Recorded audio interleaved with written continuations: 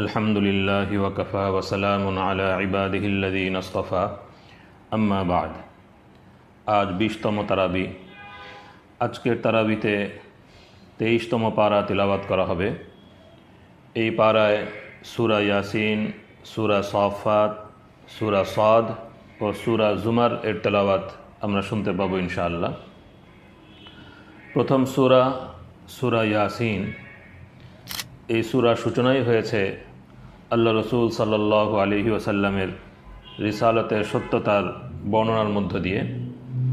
আল্লাহ তাআলা রসুল সাল্লাল্লাহু আলাইহি ওয়াসাল্লামের সত্যতার ব্যাপারে কোরআনে কারীমের শপথ করেছেন, ইয়াসিন ওয়াল কোরআনিল হাকিম ইন্নাকা লামিনাল মুরসালিন। ইয়াসিন, হিকমতপূর্ণ কোরআনের শপথ, নিশ্চয়ই আপনি রসুলগণের একজন, আলা সিরাতিম মুস্তাকিম, সরল পথে প্রতিষ্ঠিত। তো আল্লাহ রসুল সাল্লাল্লাহু আলাইহি ওয়াসাল্লামের রিসালতের সত্যতার বর্ণনার মধ্যে দিয়েই সূরার সূচনা এবং তার দাওয়াত এবং তার দাওয়াতের ব্যাপারে তার কওমের অবস্থান আল্লাহ তাআলা ইরশাদ করেছেন, জানিয়ে দিয়েছেন যে তাদের অধিকাংশই ঈমান আনবে না এবং তাদের অবস্থা এমন যে তারা হঠকারিতাবশত এবং সত্য বিমুখতার কারণে তাদের উপমা হলো সেই লোকের মতো যার গলায় থুতনি পর্যন্ত বেড়ি লাগানো আছে, যার ফলে সে নিচের দিকে চারপাশে তাকাতে পারে না এবং যার চারপাশে প্রাচীর দিয়ে ঘিরে দেওয়া হয়েছে, ফলে সে এই আবদ্ধ জায়গার বাইরে তার দৃষ্টি চলে না। তো মক্কার মুশরিকদের অধিকাংশর অবস্থাই এই যে তারা সত্য বিমুখতার কারণে এবং সত্যকে নিয়ে ঠাট্টা বিদ্রূপ করার কারণে এবং আল্লাহ সম্পর্কে, আখিরাত সম্পর্কে, আখিরাতের জবাবদিহিতা সম্পর্কে উদাসীনতার কারণে তাদের অবস্থা এই হয়েছে যে তারা তাদের সীমাবদ্ধ চিন্তার বাইরে আর বের হতে পারে না। এরই প্রসঙ্গে পূর্বের এক জাতির এক জনপদের দৃষ্টান্ত উল্লেখিত হয়েছে 13 নম্বর আয়াত থেকে। যে জনপদে একের পর এক আল্লাহ তাআলার 3 জন নবী এসেছিলেন, কিন্তু সেই জনপদবাসী তাদের সবাইকেই প্রত্যাখ্যান করেছে, অস্বীকার করেছে এবং যখন তারা তাদেরকে অস্বীকার করছিল তখন সেই জনপদের একজন কল্যাণকামী ব্যক্তি তাদেরকে উপদেশ দিচ্ছিলেন যে এই সত্যনিষ্ঠ মানুষ যারা স্বার্থহীনভাবে তোমাদেরকে সত্যের পথে আহ্বান করছেন, তোমরা তাদের আহ্বানকে প্রত্যাখ্যান করো না। কিন্তু সেই জাতি, সেই জনপদবাসী এতটাই বর্বর ছিল যে এই কল্যাণকামী ব্যক্তিকে তারা মর্মান্তিকভাবে শহীদ করে দেয়। তো এই কল্যাণকামী ব্যক্তির যে নসিহত, এই নসিহতের মধ্য দিয়েই 23তম পারার সূচনা হয়েছে। ওয়ামা লিয়া লা আ'বুদুল্লাযী ফাতারানি ওয়া ইলাইহি তুরজাউন। আমার কি যুক্তি আছে যে আমি সেই সত্তার ইবাদত করব না যিনি আমাকে সৃষ্টি করেছেন, আর তারই দিকে তোমাদের সকলকে ফিরিয়ে নেওয়া হবে। আ'আত্তাখিযু মিন দুনিহি আলিহা ইন ইউরিদিনির রহমানু বিদুররিন লা তুগনি আন্নী শাফাআতুহুম শাইআন ওয়া লা ইউনকিযুন ইন্নী ইযাল লাফী যালালিম মুবিন ইন্নী আমানতু বিরাব্বিকুম ফাসমাউন। আমি কি তাকে ছেড়ে এমন সব মাবুদ গ্রহণ করব যে দয়াময় আল্লাহ আমার কোনো অনিষ্ট করতে চাইলে তাদের সুপারিশ আমার কোনো কাজে আসবে না এবং তারা আমাকে উদ্ধারও করতে পারবে না? আমি যদি এরূপ করি তবে নিঃসন্দেহে আমি সুস্পষ্ট গুমরাহিতে পতিত হব। আমি তোমাদের প্রতিপালকের উপর ঈমান এনেছি, সুতরাং তোমরা আমার কথা শোনো। কিন্তু সেই জনপদবাসী তাকে হত্যা করে ফেলল। কোনো কোনো বর্ণনায় আছে যে নিষ্ঠুর সম্প্রদায়টি তার আন্তরিকতাপূর্ণ উপদেশের জবাবে তাকে কিল ঘুষি ও পাথর মেরে মেরে শহীদ করে ফেলেছিল। তো আল্লাহ তাআলা তাকে জান্নাতে দাখিল করলেন এবং জান্নাতে, অর্থাৎ মূল জান্নাত তো কিয়ামতের পরেই হবে, কিন্তু মৃত্যু পরবর্তী হাসরের আগের যে জগৎ, সেই জগতেও আল্লাহ তাআলা তার নেককার বান্দাদেরকে জান্নাতের কিছু নিয়ামত দান করে থাকেন। তো সেই সকল নিয়ামত যখন তাকে দেয়া হলো এবং তাকে জান্নাতের সুসংবাদ দান করা হলো, তখন তিনি তার কওমের কল্যাণকামিতায় প্রত্যাশা করছিলেন, ইয়া লাইতা কওমি ইয়ালামুন, আহা আমার সম্প্রদায় যদি জানতে পারত, বিমা গফর আলী রব্বি ওয়াজআলানি মিনাল মুকরামিন, আল্লাহ কিভাবে আমাকে ক্ষমা করেছেন এবং আমাকে সম্মানিত লোকদের অন্তর্ভুক্ত করেছেন। ইবনে আব্বাস রাদিয়াল্লাহু আনহুমা থেকে বর্ণিত হয়েছে যে তিনি বলেন, সেই সম্প্রদায়ের সেই মুমিন ব্যক্তিটি জীবিত অবস্থায়ও তার কওমের শুভকামনা পোষণ করেছেন, কল্যাণকামিতা প্রদর্শন করেছেন এবং মৃত্যুর পরও কওমের জন্য তিনি কল্যাণকামী থেকেছেন। আল্লাহ রাব্বুল আলামিন কোরআনে কারীমে সেই কল্যাণকামিতার দৃষ্টান্ত উপস্থাপন করে দিয়েছেন। তো একদিকে এই কল্যাণকামিতা, অন্যদিকে তাদের হঠকারিতা, এর পরিণাম কি হয়েছিল? এর পরিণাম আল্লাহ রাব্বুল আলামিন ইরশাদ করেছেন যে সেই ব্যক্তির পর আমি তার সম্প্রদায়ের বিরুদ্ধে আসমান থেকে কোনো বাহিনী পাঠাইনি এবং আমার তা পাঠানোরও প্রয়োজন ছিল না, শুধু একটি মহানাদ, বিকট চিৎকার, যাতে তারা সব নিভে নিথর হয়ে গেল। অর্থাৎ একজন মাত্র ফেরেশতা একটি বিকট আওয়াজ করল এবং তাতেই সম্প্রদায়ের সমস্ত মানুষ কলজে ফেটে মারা গেল এবং সে জনপদটি এমন হয়ে গেল যেন আগুন নিভে ছায়ের স্তূপ হয়ে গেছে। আল্লাহ তাআলা হেফাজত করুন। এরপর সূরা ইয়াসিনে মানুষের চারপাশে আল্লাহ রাব্বুল আলামিনের তাওহীদের, কুদরতের যে নিদর্শন ছড়িয়ে আছে, সেই নিদর্শনগুলোর মধ্যে 3টি গুরুত্বপূর্ণ নিদর্শন উল্লেখ করা হয়েছে। 33 থেকে 44 নম্বর আয়াত পর্যন্ত 3টি নিদর্শন বিশেষভাবে উল্লেখ করা হয়েছে। প্রথমটি হলো যে শুকিয়ে যাওয়া ভূমিকে বৃষ্টির মাধ্যমে আল্লাহ রাব্বুল আলামিন কিভাবে প্রাণ দান করেন, জীবিত করেন এবং তা থেকে ফল ফসল উৎপন্ন করেন। এই প্রসঙ্গে আল্লাহ তাআলা এমন একটি কথা উল্লেখ করেছেন, কোরআনে কারীমে এমন একটি বাণী উল্লেখিত হয়েছে যা ইতিপূর্বে মানুষ জানত না।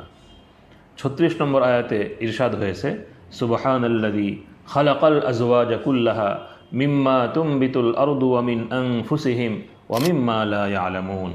পবিত্র সেই সত্তা যিনি প্রতিটি জোড়া জোড়া জিনিস সৃষ্টি করেছেন, ভূমি যা উৎপন্ন করে তাকেও এবং তাদের নিজেদেরকেও এবং তারা এখনও যা জানে না তাকেও। কোরআন মজিদে অনেক জায়গায় এ সত্য প্রকাশ করেছে যে আল্লাহ তাআলা প্রতিটি বস্তুকে জোড়ায় জোড়ায় সৃষ্টি করেছেন। মানুষের জোড়া তো নরনারী রূপে সেই শুরু থেকে চলে আসছে, যা সকলে বোঝে, কিন্তু কোরআন মজিদ বলছে স্ত্রী পুরুষের ব্যাপারটা উদ্ভিদের মধ্যেও আছে। এ তত্ত্ব কিন্তু বিজ্ঞান জেনেছে অনেক পরে। সামনে আল্লাহ তাআলা স্পষ্ট ভাষা জানাচ্ছেন যে বহু জিনিস এমনও আছে যার মধ্যে যুগল থাকার বিষয়টা এখনও পর্যন্ত তোমরা জানতে পারোনি। সুতরাং আধুনিক বিজ্ঞান ক্রমান্বয়ে যেসব যুগল আবিষ্কার করে চলেছে, যেমন বিদ্যুতের ভেতর নেগেটিভ পজিটিভ, অ্যাটমের ভিতর নিউট্রন প্রোটন, ইলেকট্রন প্রোটন ইত্যাদি, সবই কোরআন মজিদের এই সাধারণ বয়ানের অন্তর্ভুক্ত। দ্বিতীয় নিদর্শন হলো রাত দিন এবং চন্দ্র সূর্যের আবর্তন। কোরআনে কারীম বলছে, ওয়া আয়াতুল লাহুমুল লাইল নাসলাখু মিনহুন নাহার ফাইযা হুম মুযলিমুন ওয়াশ শামসু তাজরি লিমুস্তাকাররিল লাহা যালিকা তাকদীরুল আজিজিল আলীম। তাদের জন্য আরেকটি নিদর্শন হলো রাত, যা থেকে আমি দিনের আবরণ সরিয়ে নেই, অমনি তারা অন্ধকারাচ্ছন্ন হয়ে পড়ে। সূর্য আপন গন্তব্যের দিকে পরিভ্রমণ করছে। এ সবই সেই সত্তার স্থিরকৃত ব্যবস্থাপনা যার ক্ষমতাও পরিপূর্ণ, জ্ঞানও পরিপূর্ণ। তো এখানেও একটি গুরুত্বপূর্ণ সত্য প্রকাশিত হয়েছে, তা হলো জগতে অন্ধকারই মূল অবস্থা। আল্লাহ তাআলা তা দূর করার জন্য সূর্যের আলো সৃষ্টি করেছেন। সূর্য যখন উদিত হয় তখন সে জগতের অংশবিশেষের উপর আলোর একটি চাদর বিছিয়ে দেয়, ফলে সেই অংশটি আলোকিত হয়ে ওঠে। অতঃপর যখন সূর্য অস্ত যায় তখন আলোর সেই চাদর সরে যায়, অমনি আবার মূল অন্ধকার ফিরে আসে। স্যাটেলাইটের মাধ্যমে যে ছবিগুলো গ্রহণ করা হয়ে থাকে সূর্যোদয়, সূর্যাস্তের এবং পৃথিবীর একটি অঞ্চল আলোকিত হওয়া, আবার অন্ধকারে নিমজ্জিত হওয়া, সেই ছবিটা সামনে রাখলে স্পষ্ট বোঝা যায় যে কিভাবে বাস্তব অবস্থা এই যে অন্ধকার হলো মূল, আর তার উপর আলোর চাদর বিছিয়ে দেওয়া হয়, আবার সেই চাদর সরিয়ে নেওয়া হয়। এবং চন্দ্র সূর্যের পরিভ্রমণের যে নিখুঁত ব্যবস্থাপনা আল্লাহ রাব্বুল আলামিন সৃষ্টি করেছেন, সেই ব্যবস্থাপনার প্রতিও এখানে ইঙ্গিত করা হয়েছে। মানুষ যতই সে সম্পর্কে চিন্তা করবে, আল্লাহ তাআলার কুদরত এবং ওয়াহদানিয়তের পরিচয় সে লাভ করবে। তৃতীয় নিদর্শন হলো যে মানুষের জন্য নৌযানের ব্যবস্থা। ওয়া আয়াতুল লাহুম আন্না হামালনা যুররিয়াতাহুম ফিল ফুলকিল মাশহুন। তাদের জন্য আরেকটি নিদর্শন এই যে আমি তাদের সন্তান সন্ততিকে বোঝাই নৌযানে আরোহণ করিয়েছিলাম। এবং এরপরেই ইরশাদ হয়েছে ওয়া খালাকনা লাহুম মিন মিসলিহি মা ইয়ারকাবুন।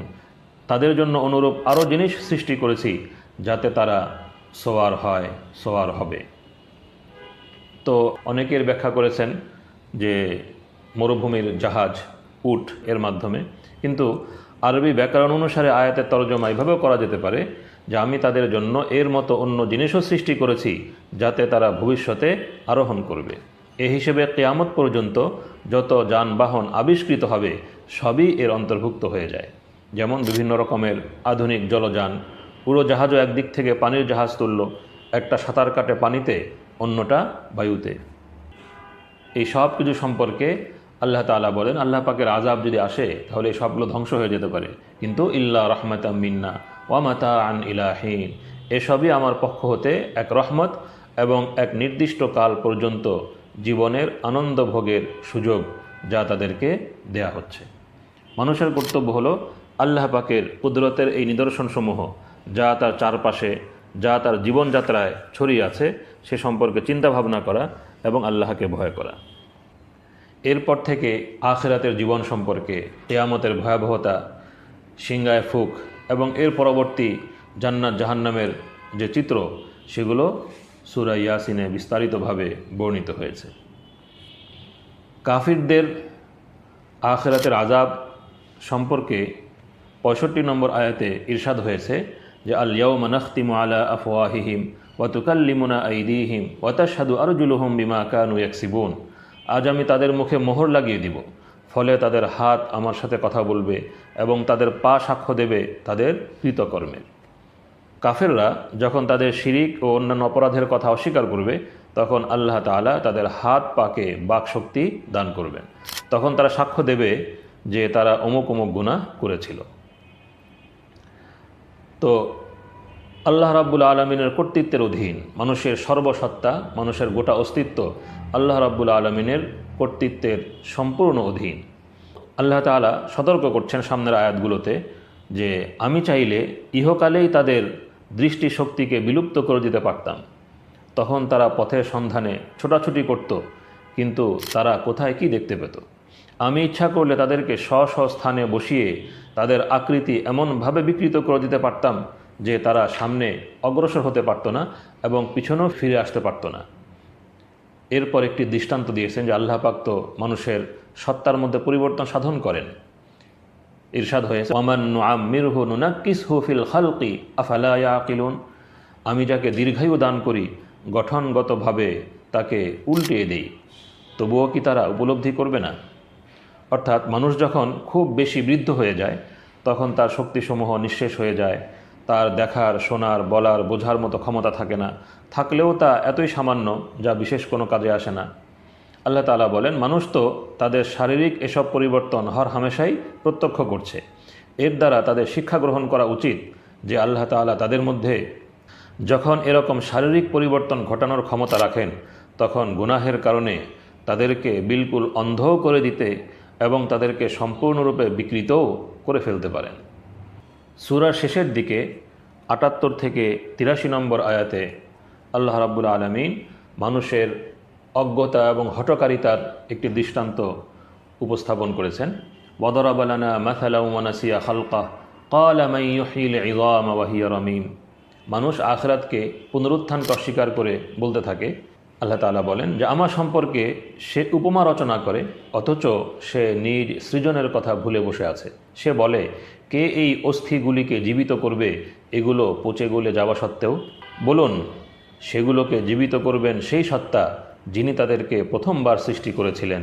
তিনি সৃজনের প্রতিটি কাজই জানেন। তিনিই তো সবুজ সতেজ বৃক্ষ হতে তোমাদের জন্য আগুন সৃষ্টি করেছেন, এরপর তোমরা তা হতে প্রজ্বলনের কাজ নিয়ে থাকো। তবে কি যিনি আকাশমণ্ডলীয় পৃথিবী সৃষ্টি করেছেন তিনি তাদের অনুরূপ পুনরায় সৃষ্টি করতে সক্ষম নন? কেন নন? তিনি তো সব কিছুই সৃষ্টি করার পূর্ণ নৈপুণ্য রাখেন। তার ব্যাপার তো এই যে তিনি যখন কোনো কিছুর ইচ্ছা করেন তখন শুধু বলেন হয়ে যা, অমনি তা হয়ে যায়। অতএব পবিত্র সেই সত্তা যার হাতে প্রতিটি জিনিসের শাসন ক্ষমতা এবং তারই কাছে শেষ পর্যন্ত তোমাদের সকলকে ফিরিয়ে নেওয়া হবে। পুনরুত্থানের এই আলোচনার মধ্য দিয়েই সূরা ইয়াসিনের সমাপ্তি। হাদিস শরীফে সূরা ইয়াসিনকে রূহুল কোরআন বা কোরআনের আত্মা বলে অভিহিত করা হয়েছে। আজকের তেলাওয়াতের দ্বিতীয় সূরা হলো সূরা আস-সাফফাত। এই সূরার নামটি নেওয়া হয়েছে এই সূরার প্রথম আয়াত থেকে, ওয়াস-সাফফাতি সফফা। অধিকাংশ তাফসীরকারদের মতে এখানে ফেরেশতাদের কথাই উল্লেখিত হয়েছে, ফেরেশতাদের বিভিন্ন গুণ ও বৈশিষ্ট্য। সামনের আয়াতগুলোতে জিনদের কথাও উল্লেখিত হয়েছে এবং এই সবগুলো আয়াতের সারমর্ম হলো যে ফেরেশতা এবং জিন উভয়ই আল্লাহ তাআলার সৃষ্টি এবং আল্লাহ তাআলার আদেশের অধীন, আল্লাহ তাআলার ইচ্ছা এবং কর্তৃত্বের সম্পূর্ণ অধীনস্থ। তো এটি ঈমানিয়াতের একটি বিষয়, ফেরেশতাদের প্রতি ঈমান এবং জিন আল্লাহ পাক সৃষ্টি করেছেন সেই বিষয়ে বিশ্বাস, এটি ঈমানিয়াতেরও একটি বিষয়। তাছাড়া এখানে একটা প্রেক্ষাপটও আছে। যখন এই আয়াতগুলো নাজিল হয় মক্কার মুশরিকদের মাঝে ফেরেশতা এবং জিন সম্পর্কে বিভিন্ন কুসংস্কার, ভিত্তিহীন অলীক ধারণা বিদ্যমান ছিল এবং যে ধারণাগুলো আল্লাহ রাব্বুল আলামিনের বড়ত্ব, মহত্ব ও পবিত্রতা পরিপন্থী ছিল। তারা ফেরেশতাদেরকে আল্লাহ তাআলার কন্যা সাব্যস্ত করেছিল, নাউযুবিল্লাহি মিন যালিক। এবং এই সূরার 158 নম্বর আয়াতে উল্লেখিত হয়েছে যে তারা আল্লাহ এবং জিনদের মধ্যেও বংশীয় আত্মীয়তা স্থির করেছিল, নাউযুবিল্লাহি মিন যালিক। তাদের বেহুদা বিশ্বাস ছিল যে জিনদের যারা সর্দার তাদের কন্যারা ফেরেশতাদের মা, যেন তারা আল্লাহ তাআলার স্ত্রী, নাউযুবিল্লাহি মিন যালিক। তো এই প্রসঙ্গে এই সূরাতে তাদের সে সকল কুসংস্কার এবং ভ্রান্ত আকীদার, ভ্রান্ত বিশ্বাসের খণ্ডন এবং আল্লাহ রাব্বুল আলামিনের বড়ত্ব ও মহত্বের বর্ণনা। আল্লাহ পাক একমাত্র ইলাহ, তিনি ছাড়া আর কোনো মাবুদ নেই, তার সাথে আর কেউ শরিক নেই, গোটা সৃষ্টি জগৎ তারই সৃষ্টি এবং এই গোটা সৃষ্টি জগতে আল্লাহ রাব্বুল আলামিনের কুদরত এবং ওয়াহদানিয়তের দলিল প্রমাণ ছড়িয়ে রয়েছে। এবং পূর্ববর্তী কাফেরদের প্রতি, সম্প্রদায়গুলোর প্রতি আল্লাহ পাকের পক্ষ থেকে যে আম্বিয়া কেরাম এসেছিলেন, তাওহীদের দাওয়াত নিয়ে এসেছিলেন, সেই বিষয়টিও বিস্তারিতভাবে দৃষ্টান্ত হিসেবে এখানে উল্লেখিত হয়েছে। শুরুর আয়াতগুলো হলো ওয়াস-সাফফাতি সফফা, ফাজ্জাজিরাতি জাজরা, ফাত্তালিয়াতি যিকরা, ইন্না ইলাহাকুম লাওয়াহিদ। শপথ তাদের যারা সারিবদ্ধ হয়ে দাঁড়ায়, তাদের যারা কঠোরভাবে বাধা প্রদান করে, তাদের যারা জিকির এর তেলাওয়াত করে, নিশ্চয়ই তোমাদের মাবুদ একজন, যিনি আকাশমণ্ডলীয় পৃথিবী এবং এর মধ্যবর্তী সব কিছুর মালিক এবং তিনি মালিক নক্ষত্ররাজি যেসব স্থান থেকে উদিত হয় তারও। তো আল্লাহ তাআলা তার কোনো কথাকে সত্য প্রমাণ করার জন্য শপথ করার মুখাপেক্ষী নন, শপথ করার প্রয়োজন নেই, কিন্তু তা সত্ত্বেও কোরআন মজিদে তিনি বিভিন্ন বস্তু শপথ করেছেন। মুফাসসিরগণ বলেন শপথ হচ্ছে আরবি ভাষালঙ্কারের একটি বিশেষ শৈলী। এর দ্বারা কথাকে শক্তিশালী করা হয় এবং এর ফলে কথায় জোর ও প্রভাব তৈরি হয়।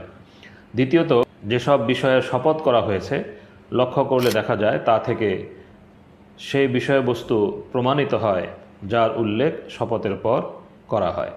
তো এই প্রথম 3 আয়াতে ফেরেশতাদের 3টি বৈশিষ্ট্য উল্লেখিত হয়েছে, যে যারা আল্লাহ তাআলার ইবাদতকালে বা আল্লাহ তাআলার আদেশ শোনার জন্য সারিবদ্ধ হয়ে দাঁড়িয়ে থাকে। আয়াতে ফেরেশতাদের নাম নেওয়া হয়নি, সম্ভবত এর কারণ এই যে এর দ্বারা শিক্ষা দেওয়া হচ্ছে কোনো সমষ্টিগত কাজের সময় বিশৃঙ্খল রূপে একত্র হওয়া আল্লাহ তাআলার পছন্দ নয়, বরং এরূপ ক্ষেত্রে সারিবদ্ধ হয়ে নিয়ম শৃঙ্খলার সাথে দাঁড়ালে সেটাই আল্লাহ তাআলা পছন্দ করেন। এ কারণেই নামাজেও সারিবদ্ধ হয়ে দাঁড়ানোর তাকিদ রয়েছে। দ্বিতীয় বৈশিষ্ট্য হলো যারা কঠোরভাবে বাধা প্রদান করে, অর্থাৎ শয়তানদেরকে ঊর্ধ্ব জগতে প্রবেশ ও দুষ্কর্ম করতে বাধা প্রদান করে। তৃতীয় বৈশিষ্ট্য যারা জিকির এর তেলাওয়াত করে, এর দ্বারা কোরআন মজিদের তেলাওয়াতও উদ্দেশ্য হতে পারে এবং আল্লাহ তাআলার জিকিরে রত থাকাও উদ্দেশ্য হতে পারে। তো এই 3 আয়াতে ফেরেশতাদের যে বৈশিষ্ট্যগুলো উল্লেখিত হয়েছে এর মধ্যে ইবাদত বন্দেগীর মৌলিক পদ্ধতিগুলো এসে গেছে, অর্থাৎ সারিবদ্ধভাবে দাঁড়িয়ে আল্লাহ তাআলার ইবাদত করা, শয়তানি শক্তির বিরুদ্ধে প্রতিরোধ গড়ে তোলা এবং আল্লাহ তাআলার কালাম তেলাওয়াত করা ও তার জিকিরে মশগুল থাকা। তো এই সব শপথের পর ইরশাদ হয়েছে, ইন্না ইলাহাকুম লাওয়াহিদ রব্বুস সামাওয়াতি ওয়াল আরদি ওয়া মা বাইনাহুমা ওয়া রব্বুল মাশারিক। সত্য মাবুদ শুধুই আল্লাহ তাআলা, তার কোনো শরিক নেই এবং তার সন্তান সন্ততিরও কোনো প্রয়োজন নেই। ফেরেশতাদের এসব গুণের শপথ করে জানিয়ে দেওয়া হয়েছে যে তোমরা যদি ফেরেশতাদের এই সকল বৈশিষ্ট্য সম্পর্কে চিন্তা করো তাহলে বুঝতে পারবে যে তারা সকলেই আল্লাহ তাআলার বন্দিগিতে লিপ্ত রয়েছে। আল্লাহর সাথে তাদের সম্পর্ক পিতা পুত্রীর নয়, বরং আবেদ ও মাবুদের। এরপর মক্কার মুশরিকদের অবস্থা, আল্লাহ রসুল সাল্লাল্লাহু আলাইহি ওয়াসাল্লামের দাওয়াতকে কিভাবে তারা প্রত্যাখ্যান করেছে এবং তাদের অবস্থান কী ছিল, এই প্রসঙ্গে তাদের পরিণাম এবং আখিরাতের জান্নাত এবং জাহান্নামের অবস্থা সামনের আয়াতগুলোতে বর্ণিত হয়েছে। তাদের মৌলিক অস্বীকৃতি বা মৌলিক কুফর তো ছিল পুনরুত্থানকে অস্বীকার করা, আখিরাতকে অস্বীকার করা।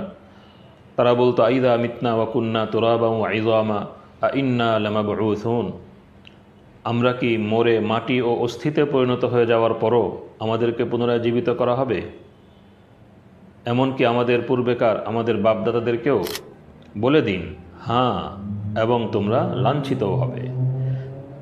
ব্যাস শুধু একটি মাত্র মহানাদ হবে আর অমনি তারা যত সব ভয়াবহ দৃশ্য দেখতে শুরু করবে এবং বলবে হায় আমাদের দুর্ভোগ, এটা তো হিসাব নিকাশের দিন। জি হ্যাঁ, এটাই সেই মীমাংসার দিন যাকে তোমরা অবিশ্বাস করতে। 16 থেকে 21 নম্বর আয়াতে এই কথাগুলো উল্লেখিত হয়েছে। সামনে জাহান্নামীদের অবস্থা এবং জান্নাতীদের অবস্থা বর্ণিত হয়েছে। জান্নাতীদের অবস্থার মধ্যে জান্নাতীগণ জান্নাতে পরস্পর আলাপ আলোচনায় আল্লাহ পাকের হামদ সানার মধ্যে মশগুল থাকার বিবরণ উল্লেখিত হয়েছে। এই প্রসঙ্গেই তাদের আলাপচারিতার একটি অংশ উল্লেখিত হয়েছে যে তাদের এক বক্তা বলবে, দুনিয়াতে আমার এক সঙ্গী ছিল, সে বলতো সত্যিই কি তুমি ওই সকল লোকদেরই একজন যারা পুনরুত্থানকে আখিরাতকে বিশ্বাস করে?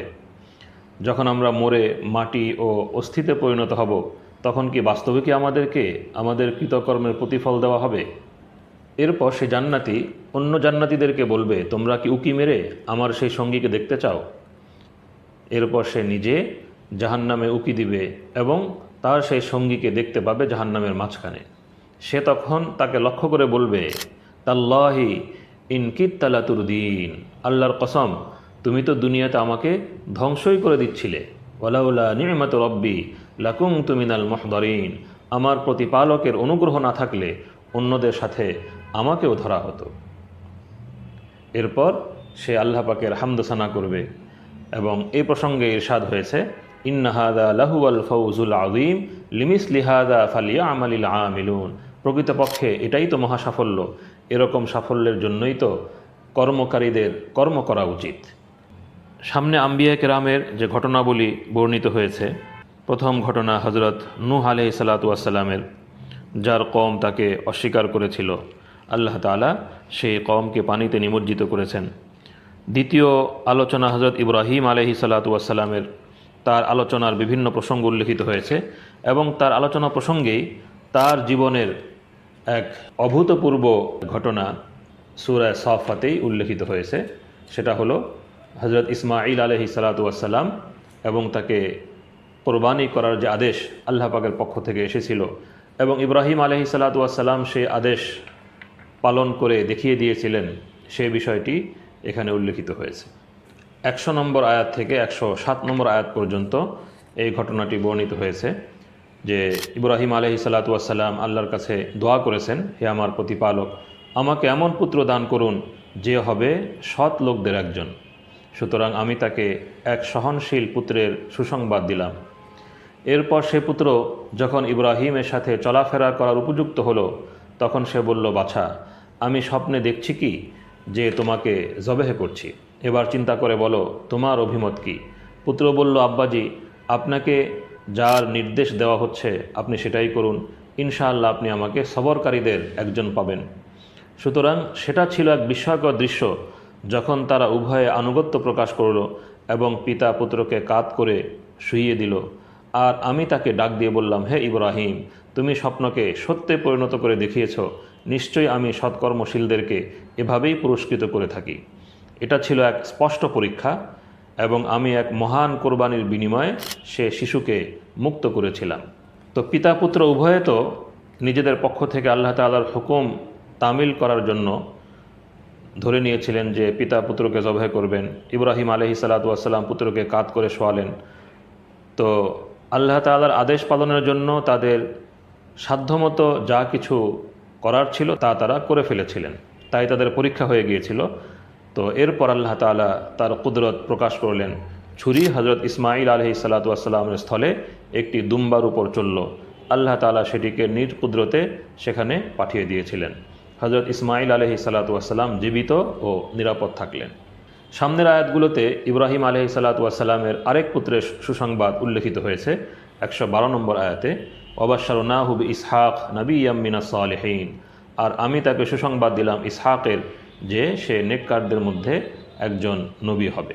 তো এ থেকেও বোঝা যায় যে পূর্বের আয়াতগুলোতে ইসমাঈল আলাইহিস সালাতু ওয়াস সালামের কথাই বর্ণিত হয়েছে এবং এই প্রসঙ্গে আরও বহু দলিল প্রমাণ রয়েছে যা আলিমগণ আলোচনা করেছেন।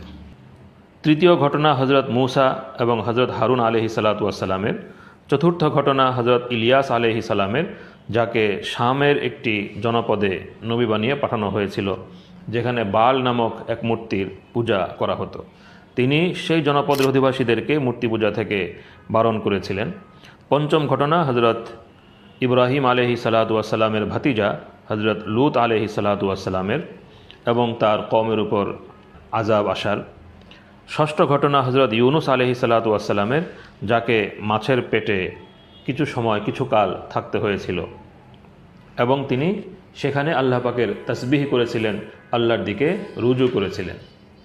143 এবং 144 নম্বর আয়াতে ইরশাদ হয়েছে, ফালাউলা আন্নাহু কানা মিনাল মুসাব্বিহিন লালাবিথা ফি বাতনিহি ইলা ইয়াউমি ইউবআসুন। সুতরাং সে যদি তাসবিহ পাঠকারীদের অন্তর্ভুক্ত না হতো তবে মৃতদেরকে পুনর্জীবিত করার দিন পর্যন্ত সে সেই মাছেরই পেটে থাকত। এ থেকে বোঝা যায় যে আল্লাহ পাকের তাসবিহ এর গুরুত্ব কত। বান্দা যখন আল্লাহ পাকের দিকে মোতাবাজ্জি হয়, আল্লাহ পাকের তাসবিহ করতে থাকে, ইস্তেগফার করতে থাকে, তো আল্লাহ পাকের পক্ষ থেকে মাগফিরাত আসে, আল্লাহ পাকের পক্ষ থেকে রহমত এবং বরকত আসে। তো এই জলিলুল কদর আম্বিয়া কেরাম যারা আল্লাহর পথে মানুষকে দাওয়াত দিয়েছেন, তাদের প্রতি আল্লাহ পাকের কি ইহসান, কি অনুগ্রহ, কি করুণা হয়েছে এবং পরবর্তী জাতিগোষ্ঠীর মাঝে আল্লাহ পাক তাদের সুনাম সুখ্যাতিকে অক্ষুণ্ণ রেখেছেন এবং তাদের উপর নিজের পক্ষ থেকে খাস রহমত নাজিল করেছেন। এই বিষয়গুলো বিস্তারিতভাবে খুবই হৃদয়গ্রাহী শৈলীতে উল্লেখিত হয়েছে। সূরার শেষের 3টি আয়াত হলো সেই বিখ্যাত আয়াত যেগুলো মুসলিমগণ দোয়াতে পাঠ করে থাকেন। সুবহান রাব্বিকা রাব্বিল ইজ্জাতি আম্মা ইয়াসিফুন ওয়া সালামুন আলাল মুরসালিন ওয়ালহামদুলিল্লাহি রাব্বিল আলামিন। আপনার প্রতিপালক যিনি ক্ষমতার মালিক, তারা যা বলছে তা হতে পবিত্র, আর সালাম হোক রসুলগণের প্রতি, সমস্ত প্রশংসা আল্লাহর যিনি জগৎসমূহের প্রতিপালক। এটা যেন গোটা সূরা যা বর্ণিত হয়েছে সেই গোটা সূরার সার নির্যাস শেষের এই 3 আয়াতে উল্লেখিত হয়েছে। আল্লাহ তাআলার পবিত্রতা, ওয়াহদানিয়ত এবং রসুলগণের প্রতি আল্লাহ পাকের পক্ষ থেকে শান্তি অবতীর্ণ হওয়া এবং গোটা জগতের রব্বুল আলামিন যিনি, তিনি সকল প্রশংসার উপযুক্ত হওয়া। আজকের তেলাওয়াতের তৃতীয় সূরা হলো সূরা সদ। এই সূরাটি নাজিল হয়েছে একটি বিশেষ ঘটনার প্রেক্ষাপটে। বিভিন্ন নির্ভরযোগ্য রেওয়ায়াতের আলোকে সেই ঘটনাটা হলো যে নবী সাল্লাল্লাহু আলাইহি ওয়াসাল্লামের চাচা আবু তালিব যদিও ইসলাম কবুল করেননি, কিন্তু আত্মীয়তার হক আদায়ের জন্য নবী সাল্লাল্লাহু আলাইহি ওয়াসাল্লামের অকুণ্ঠ সহযোগিতা তিনি করতেন। তো একবার কুরাইশের কিছু নেতৃবর্গ আবু তালিবের কাছে এলো এবং তারা বলল যে মুহাম্মদ সাল্লাল্লাহু আলাইহি ওয়াসাল্লাম যদি আমাদের দেবদেবীদেরকে মন্দ বলা ছেড়ে দেয়, তবে আমরা তাকে তার দিন অনুসারে চলার অনুমতি দিতে পারি। নবী সাল্লাল্লাহু আলাইহি ওয়াসাল্লাম তাদের দেবদেবীকে মন্দ বলতেন, তা শুধু এইটুকু যে তাদের কোনো উপকার অপকারের ক্ষমতা নেই এবং তাদেরকে উপাস্য বানানো একটি পথভ্রষ্টতা। তো এটা একটা সত্য এবং বাস্তবতা, এটাই তিনি বলতেন। তো যাই হোক, তাকে মজলিসে ডাকা হলো এবং তাদের এই প্রস্তাব তার সামনে পেশ করা হলো। তিনি আবু তালিবকে লক্ষ্য করে বললেন, চাচা যান, আমি কি তাদেরকে এমন বিষয়ের প্রতি ডাকবো না যার ভেতর তাদেরই কল্যাণ রয়েছে? আবু তালিব জিজ্ঞেস করলেন, তা কি? তিনি বললেন, আমি চাই তারা এমন একটি বাক্য বলুক যা বললে সমগ্র আরব তাদের সামনে নতি স্বীকার করবে এবং সমস্ত অনারব ভূমিরও মালিক তারা হয়ে যাবে। এরপর তিনি কালিমায়ে তাওহীদ পাঠ করলেন। এই কথা শোনা মাত্র উপস্থিত সকলে কাপড় ঝাড়তে ঝাড়তে উঠে গেল এবং বলতে লাগলো, আমরা আমাদের সমস্ত মাবুদকে ছেড়ে একজন মাত্র মাবুদকে গ্রহণ করে নেব? এটা তো বড় আজব কথা। এরই প্রেক্ষিতে নাজিল হয় সূরা সদের আয়াতসমূহ। তো তাদের এই অবস্থার পরিপ্রেক্ষিতে পূর্বের আম্বিয়া কেরামের ঘটনাও বর্ণিত হয়েছে, তাদের শুভ পরিণাম, তাদের কওমের বিভিন্ন বিষয় উল্লেখিত হয়েছে। বিশেষভাবে হযরত দাউদ আলাইহিস সালাম এবং হযরত সুলাইমান আলাইহিস সালামের ঘটনা কিছুটা বিশদ আকারে বর্ণিত হয়েছে।